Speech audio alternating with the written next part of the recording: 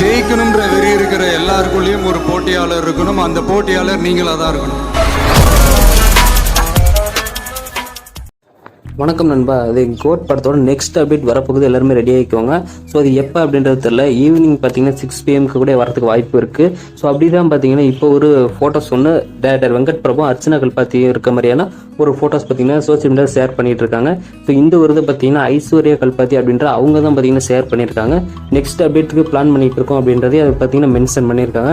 So maybe பார்த்தீங்கன்னா இன்னைக்கு evening பார்த்தீங்கன்னா 6 PM ஏதாவது அனௌன்ஸ்மெண்ட் கொடுக்குற மாதிரி இருக்கும். ஸோ அப்படி கொடுக்குற மாதிரி இருந்தால் இன்னைக்கு என்ன அனௌன்ஸ்மெண்ட் வரும்னா, ஸோ ஃபர்ஸ்ட் சிங்கிள் உண்டான அந்த ஒரு அனௌன்ஸ்மெண்ட் தான் பார்த்தீங்கன்னா இன்னைக்கு கொடுக்க போறாங்க அப்படின்ற மாதிரி எதிர்பார்க்கப்படுது.